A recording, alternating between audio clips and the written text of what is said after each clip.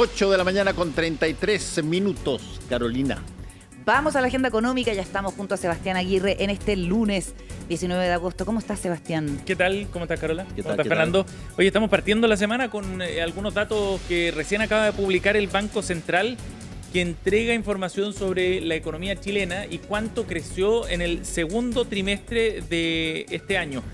Recordemos que el banco va entregando el indicador mensual, el IMASEC, pero después hace un ajuste, digamos, de sus datos en base a más información que va recibiendo y que va recopilando sobre la actividad económica, y eso le permite entonces entregar una visión más precisa de lo que está ocurriendo con la economía nacional.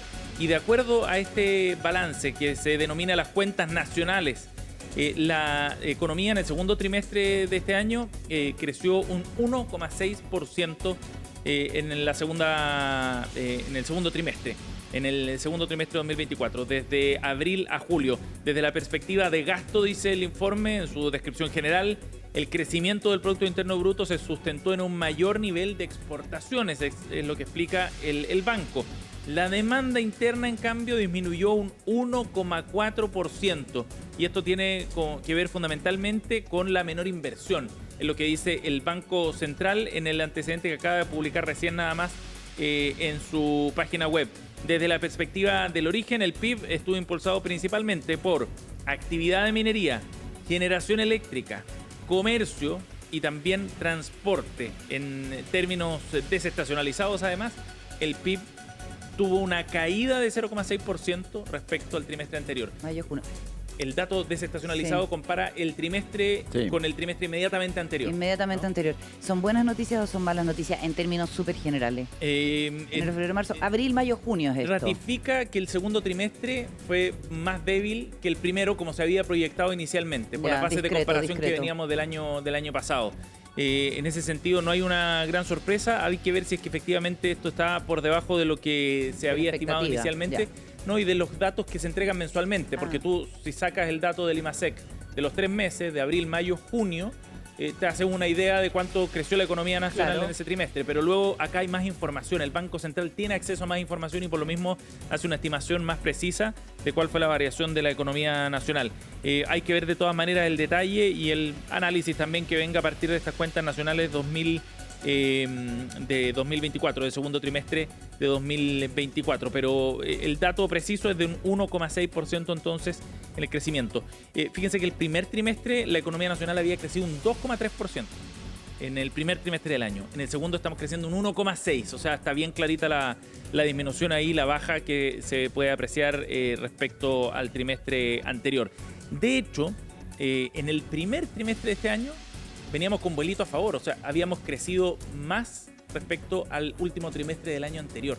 O sea, veníamos al alza y ahora nos pegamos un pequeño descenso. ¿Crece la economía? Sí, pero lo hace con menor fuerza respecto a lo que habíamos visto en la primera parte del año. Este tema lo estamos reporteando ya y vamos a tener el análisis completo hoy día en Agenda Económica PM por la tarde. Perfecto. Vamos a otro tema, hablando precisamente de desaceleración económica. Hay un sector que refleja muy bien lo que está ocurriendo con la economía nacional, con esta menor fuerza, el menor dinamismo, y tiene que ver con el sector inmobiliario y de la construcción. El sector inmobiliario ha dado hartas señales de estancamiento y hay harta información sobre esto. Hay varios indicadores que pueden mostrarlo. Por un lado está la actividad económica de la construcción, por otro lado la venta de vivienda, los permisos de edificación, etc. Y el último antecedente lo publica hoy día el diario La Tercera en base a un informe que hizo la Cámara Chilena de la Construcción sobre lo que está ocurriendo en nuestro país. Y fíjense que Chile ha mostrado a nivel nacional, son datos nacionales, ya 3 trimestres consecutivos de baja de venta de viviendas en nuestro país. Los datos de la Cámara muestran que durante abril y junio, en el segundo trimestre del año, se vendieron más de 10.800 viviendas a lo largo del país. Esto suma departamentos y casas. El año pasado, en el mismo periodo, eran más de 12.580 viviendas. O sea, hay una caída de 14% de un trimestre en comparación al mismo trimestre del año anterior. Y ya, como les contábamos, van 3 trimestres encadenados en los que se va viendo este descenso. No hay mucha diferencia de lo que está pasando entre casas y departamentos, la tendencia es más o menos la misma, y a nivel nacional la situación, si uno lo ve por zonas geográficas, también es similar. En el norte y en la zona centro y centro-sur hay caída en la venta de viviendas, solo repunta en la zona sur de nuestro país. Allá ha habido un aumento de las viviendas, pero tampoco muy fuerte ni que alcance a compensar la situación a nivel nacional. Es una señal de alerta bien relevante porque da cuenta finalmente de una situación bien compleja para poder acceder a la compra de viviendas. Este es un tema que se viene agudizando desde hace mucho tiempo. Después de la pandemia, ya por el año 2021, cuando se concretan los retiros de fondos previsionales, se produce un problema de financiamiento del sector inmobiliario muy fuerte. Las tasas suben, los requisitos para acceder a un crédito son mayores y una actividad económica también que está a los tumbos hace más difícil poder acceder a un crédito. Sí, y hay ciertas cosas que son bien indicadoras de la situación. Por ejemplo, tú mencionaste las casas suben. Sí. Literalmente fue así. O sea, casas, no estoy hablando de viviendas, no. Los departamentos bajaron para la época de la pandemia. Sí. Porque mucha gente no quería tener que encontrarse en el ascensor con otra gente, estaba asustada y sube la compra de casas. De casas, claro. De casas, que, bueno, después eso tiene que volver a una situación relativamente normal, que es de alguna manera lo que se está viendo. Sí, claro. Esa tendencia duró un tiempo, pero también el stock de viviendas empieza a jugar otro factor, ¿no? O sea, la disponibilidad, digamos, y los precios han ido subiendo muy fuerte, porque los costos de materiales a propósito de la pandemia subieron y después no volvieron a bajar mucho. De hecho, el tipo de cambio también está alto, entonces eso encarece la importación de ciertos materiales. Sebastián, y el rechazo de la banca a los créditos, a la solicitud de créditos también es bien alto, está como en el 50%. También, y las tasas están en niveles súper altos, o sea, está por sobre el 5% de una tasa de interés, cuando el año 2020, 2021 estábamos bordeando el 2%, y eso hace una diferencia gigantesca respecto al dividendo que tienes que pagar. Otro dato que ratifica esta situación tiene que ver con el stock de viviendas que está disponible. Ustedes saben que las viviendas se compran en blanco, cuando no hay proyecto, no se ha puesto ni siquiera una piedra, en verde, cuando está en proceso de construcción, pero tú ya pagaste por la vivienda, o si están terminadas. Y las viviendas terminadas están llegando a un nivel súper alto del stock disponible. Del 100% de viviendas que están en el mercado hoy día, el 36% corresponde a viviendas que ya están terminadas. Y ese indicador es mucho más alto de lo que veíamos hace un año atrás, cuando estaba en torno al 20% más o menos. Entonces significa que hay un stock de vivienda que está listo para ser entregado y que no logra encontrar compradores sencillamente, ya sea porque no hay interesados o porque no hay crédito para poder acceder a esas viviendas, etcétera. Entonces se están acumulando, se despachan a una menor velocidad de lo que ocurría antes, y eso significa que hay menos ingreso de proyectos nuevos. Mientras no se despachen esas viviendas que ya están listas para vender, bueno, no van a comenzar proyectos de cero. Y eso afecta a la actividad económica del sector de la construcción, porque hay que distinguir entre el sector inmobiliario, con las viviendas que ya están listas, y el sector de la construcción propiamente tal, cuando hay que poner el fierro y el hormigón en ellas. Otro dato para complementar esto, fíjense que los permisos de edificación para vivienda también han caído un 25%. Este es un registro administrativo. Acá en la región metropolitana está cayendo un 25% y crece la demora además para aprobarlos. En 2022 se aprobaban 140 permisos de edificación en la región metropolitana en este trimestre. Este año fueron solamente 62. O sea, otra señal más también de la lentitud con la que está funcionando este segmento. Y claro, desde el sector lo que piden fundamentalmente es algo más de apoyo para poder despachar las viviendas ya construidas y reactivar también el sector de la construcción. 8:42. Seguimos aquí en Agenda Económica en CNN Chile Radio y vamos a ir a otro tema. Y uno bien interesante sobre el desarrollo de las startups chilenas, que desde hace mucho tiempo, años, que vienen consolidando un camino de internacionalización bien interesante. Startups nos referimos a empresas pequeñas que están partiendo generalmente de base tecnológica o científica y que proponen alguna solución bien innovadora, disruptiva muchas veces a algún problema en determinados negocios. Bueno, estas empresas, este tipo de empresas, están creciendo y poniendo el ojo afuera, y hay fondos de inversión que les permiten precisamente crecer a nivel internacional. De hecho, el fondo de inversión Manutara Ventures va a invertir en 5 startups chilenas y los va a ayudar además a llegar al mercado norteamericano. De eso vamos a conversar a esta hora con el gerente general de Manutara Ventures, Cristian Olea, nos acompaña aquí en Agenda Económica. Bienvenido, Cristian.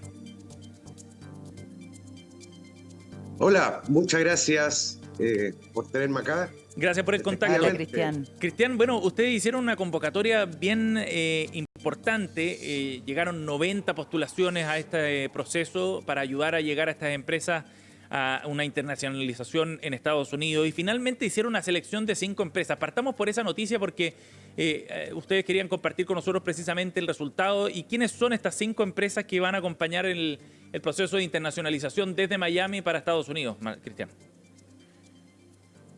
Por supuesto, efectivamente generamos un proceso de convocatoria en el marco de nuestras ganas de invertir en el mercado latinoamericano, con un foco especial en Chile.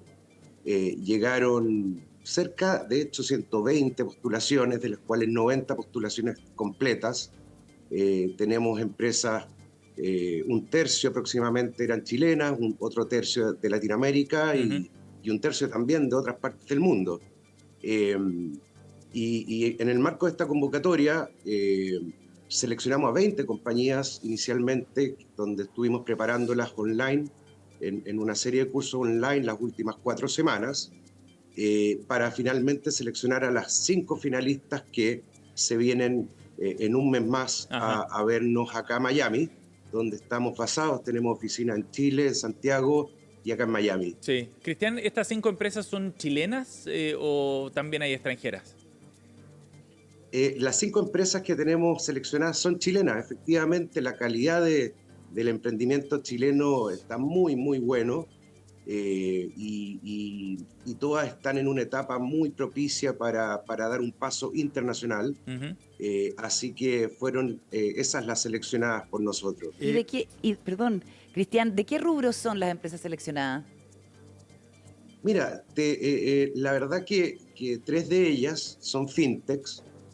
Recordemos que la mayor cantidad de empresas financiadas en Latinoamérica efectivamente son fintechs. Y esto se debe a que todavía en Latinoamérica, y el caso de Chile por supuesto es lo mismo, aún tenemos una población en Latinoamérica no tan bancarizada como obviamente en países más desarrollados, donde hay mucho espacio todavía para que las fintech puedan desarrollar sus negocios. ¿Ya? Todavía hay una falta en el mercado que los bancos no han sabido llenar, y ahí entran fintechs de préstamos, fintechs de medios de pago, fintechs de inversión. Exacto. Entonces, hay mucha actividad en el mundo fintech y bueno, 3 de ellas son fintech. Una de ellas ligada también al mundo de las propiedades, del manejo de inversión en propiedades, así que también se puede decir que es un poquito fintech, aunque la metemos un poquito al tema software as a service y PropTech. Y una de ellas también, nada que ver, quizás la más distinta, que es una empresa de tecnología de alimentación, de alimentos funcionales, y tienen también la gran gracia que ocupan modelos de inteligencia artificial para la elaboración de suplementos alimenticios, alimentos funcionales, y que justamente opera en Chile con una de las grandes cadenas de farmacia con sus suplementos. Sí, Cristian, estamos conversando con Cristian Olea, gerente general de Manutara Ventures. Una de las cosas bien interesantes es este fenómeno de las startups. Que de pronto en algún momento dado pareció que era, pero la cosa que había que hacer, y se crearon en Chile una cantidad enorme de startups. ¿Por qué no nos cuentas un poquitito? A ver, ya ha habido el suficiente tiempo para que uno vea qué se asienta, qué funciona, qué es hype nomás y no demasiada realidad. ¿Cómo se califica una startup hoy día? No, por supuesto, ha habido un boom muy grande. El boom, diría yo, que en Chile se dio hacia el 2019, 2018, donde hubo un aumento tremendo de la actividad del ecosistema. El ecosistema de inversión de Venture Capital, que justamente es el que apoya a estas startups, estuvo su pico el 2021. Y la verdad que en los últimos años, después del 2021, lo que han sido los 2 últimos años, incluso este año, ha habido menor actividad en términos de inversión, lo cual obviamente le ha pegado mucho a las startups. En Latinoamérica veníamos muy por detrás de mercados desarrollados, obviamente un Silicon Valley, un Estados Unidos con un liderazgo innato en esto, que justamente las grandes compañías de hoy como Apple, como Google, todas en algún minuto fueron apoyadas por la industria del venture capital, que es lo que hacemos nosotros. Y Latinoamérica venía muy por detrás. Pero como todo mercado emergente, hay grandes oportunidades, sobre todo para los inversionistas y para llevar innovación que quizás en Latinoamérica, como bien expliqué con lo del FinTech, esta innovación se da más bien por las falencias que hay en el mercado, más que por hacer una disrupción muy grande del status quo, como sucede en mercados más desarrollados.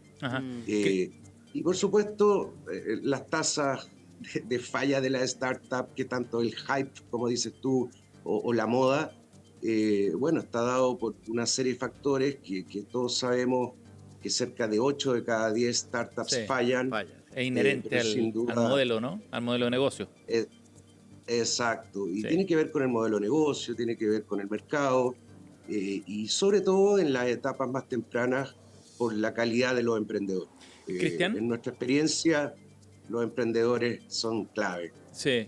Cristian, ¿y qué significa para esta empresa en particular el irse a un mercado como el de Estados Unidos y entrar a competir allá? ¿Qué significa para ello en ese proceso de crecimiento y de internacionalización? Porque el mercado chileno muchas veces es muy pequeño para que estas empresas puedan dar un salto. Absolutamente. El mercado chileno todavía es un mercado muy pequeño para una startup, donde lo que vemos nosotros, y hemos visto estos últimos 10 años haciendo esto, es que la prueba de concepto en Chile es muy buena, porque es un mercado que adopta rápidamente la tecnología. Los chilenos adoptamos muy rápido, todo viene algo de moda y lo tomamos rápido. Pero sin duda para crecer necesitamos movernos a mercados más grandes. Tradicionalmente lo es México, un Colombia, un Brasil y por supuesto Estados Unidos. Lo que estamos tratando nosotros de enseñarles cómo entrar al mercado americano. En el caso de Miami se ha transformado en un hub para la inversión, para la expansión en Latinoamérica estos últimos años. Y le estamos tratando de dar herramientas a estos emprendedores para que, si bien quieran instalarse en Miami o bien quieran instalarse en México, las herramientas son muy similares. Es la capacidad de leer el mercado, de adaptar su propuesta de valor, de entender que el negocio se hace de otra manera, y esas herramientas son claves porque permite llegar a mayor cantidad de clientes, pero también atraer mayor inversión en rondas posteriores. Claro. Cristian, y en ese sentido, ¿tú ves que las empresas chilenas han dado señales como ecosistema más que como empresas individualmente, de estar más maduras para poder llegar a un mercado así y poder crecer y ser exitosa? Ha habido algunos ejemplos notables, el de Notco probablemente es de los más importantes, pero ¿tú crees que esto ha permeado también a otras startups y en otros ámbitos como para dar ese salto a un mercado como el de Estados Unidos? Absolutamente, absolutamente. Lo que vemos es que el emprendedor chileno ya tiene interiorizado esto de que viven en un mercado más pequeño. A diferencia de startups que nacen en México o startups que hemos visto en Brasil, un emprendedor brasilero considera que salir de Brasil es casi imposible porque es tan grande, hay tanto que hacer en un mercado tan grande como Brasil. El chileno no. El chileno nace con un pensamiento de salir, de ir a conquistar otros mercados, y creo que son de los emprendedores que están más capacitados entre lo que vemos de otros países. Hay un ecosistema que los apoya muy bien, especial mención a Corfo, a los programas de gobierno, a aceleradoras que han empujado a este mercado para que estemos, creo yo, al liderazgo de lo que es la región. Yo quiero hacer una startup. Sí, vamos a convertir esto en una startup de medio. Suena tentador, ¿o no? Suena tentador. Además somos unos novatos, tenemos harto futuro, poco pasado. Nadie dijo que es fácil, pero suena tentador. Oye, lo último, Cristian, Manotara Ventures hace el acompañamiento, pero luego va a invertir en alguna de estas 5 empresas o en las 5. Claro que sí, estamos acompañándolos. Vamos a invertir al menos en una. ¿Ya? Y es posible que invirtamos en 2 de ellas. Ajá. Muchas de ellas, si no, tendrán la oportunidad acá en Miami de conocer otros inversionistas. Tenemos una buena red como Manutara Ventures. En el Venture Capital es muy importante la red con otros inversionistas porque uno puede coinvertir, puede hacer estructuras más sofisticadas que permiten entregarle más capital a los emprendedores y de esa manera asegurar el éxito de estos casos entre varios inversionistas. Claro que sí. Brota es una de las empresas, Venti es otra, la plataforma de pagos, Sherpa, otra empresa fintech, WeBuild, esta PropTech de la que hablábamos, y ForPay, otra empresa también fintech, las 5 seleccionadas por este proceso. Cristian, gracias por acompañarnos hoy día para contarnos sobre estas novedades. Buenos días allá en Miami. Muchas gracias a ti. Ya te va a llegar conocimiento de la próxima startup. De nuestro proyecto. Urrepau. Me encanta. Abierto a escucharlo. Gracias, Muchas Cristian. gracias. Chao. Que te vaya bien. Es tentador la startup. Sí. Tiene Pero todo hay que un ser de mundo un nivel sexy, de bien persistencia. Claro, total. O sea, trabaja total. muchísimo. Se sacan la mugre con procesos que son muy largos y con nivel de fracaso muy alto. Ya lo decía el mismo Cristian, 8 de cada 10 de estas empresas fallan. Entonces, Claro, no todas se convierten en unicornios de la noche a la mañana. Exactamente, Es harto es un sacrificio. proceso súper largo y muy sacrificado. Oye, a propósito de WeBuild, Sí. que es esta como startup que te ayuda a invertir tu plata en propiedades y en prospección Comprando de fracciones propiedades. de propiedades, exactamente. Y no solamente en Chile, también en Miami, por ejemplo. Sí. Tenemos una conversación que hace la gente de WeClub, de WeBuild, que se llama WeClub y que muestra casos de personas conocidas que se han involucrado en esta startup y está en nuestro sitio de podcast de CNN Chile Radio. Está Fernando González, ¿no? Exactamente, está Alejandro Mustakis y otros que han invertido ahí. Uno de los 5 seleccionados en este proceso de Manutara Ventures. Vamos a otro tema, 8:56. Finalmente la huelga de Minera Escondida llegó a su fin y de manera oficial. Ya habíamos tenido un adelanto el viernes cuando les contábamos aquí en Agenda Económica precisamente sobre el acuerdo que habían alcanzado trabajadores y la empresa. Anoche, a eso de las 9 de la noche, se firma ya este contrato colectivo y es oficial. Hubo algunas dudas ayer.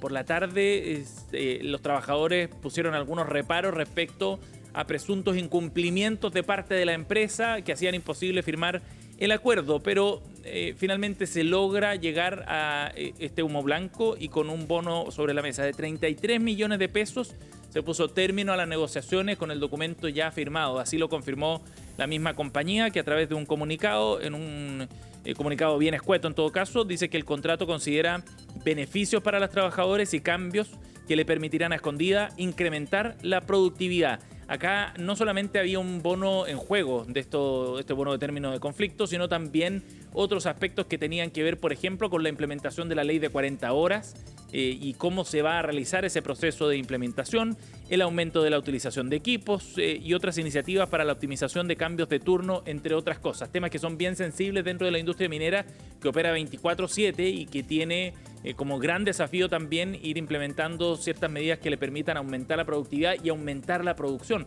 Además, en Escondida estamos hablando del yacimiento, de la faena de cobre más importante del mundo, que produce cerca del 25% de la producción nacional. O sea, esa es la envergadura de esta operación. Como compañía, dice Escondida, valoramos que haya primado el diálogo como herramienta para solucionar las diferencias respecto a la redacción de los acuerdos. Había un antecedente bien importante de una huelga en 2017 que duró 44 días, que era una sombra que se extendía en esta negociación. Finalmente esta fue bastante más breve y de esa forma entonces se termina con este conflicto que amenazaba también con generar algunos efectos en el precio del cobre, lo que no ocurrió con mucha fuerza. Los precios no cambiaron demasiado. Eso sí, el cobre hasta ahora está subiendo en el mercado internacional, $4.11 la libra en el mercado global. Y antes de cerrar, vamos a ir a otro tema que tiene que ver con la discusión política en torno a la reforma previsional. Ha dado pasos bien sustantivos en el Congreso con la firma de este acuerdo, este memorándum de acuerdo entre la oposición y el gobierno que compromete el trámite de este proyecto de la reforma de pensiones de aquí hasta enero del próximo año. Antes del término de este ciclo legislativo debería ser despachado desde la Comisión de trabajo primero y luego desde la sala del Senado esta iniciativa sobre la base de los 45 puntos que el gobierno considera permiten acercar posiciones entre las dos partes. Hay voces dentro de la oposición bien dispuestas a llegar a esos acuerdos. Rodrigo Galilea, quizás el presidente de RN, ha sido el senador que más entusiasta se ha mostrado, digo, con este acuerdo y con la posibilidad de sacar adelante la reforma durante este gobierno. Pero no todos están tan conformes. Y ayer, en Tolerancia Cero, precisamente, Guillermo Ramírez, presidente de la UDI, planteaba que habían algunas dudas y que no estaba tan cerrado. La cosa pavimentada. Exactamente, no estaba tan cerrado este acuerdo como lo han planteado desde el oficialismo. Escuchemos qué fue lo que dijo y luego conversamos. El protocolo de acuerdo es un protocolo de tramitación. ¿Sí?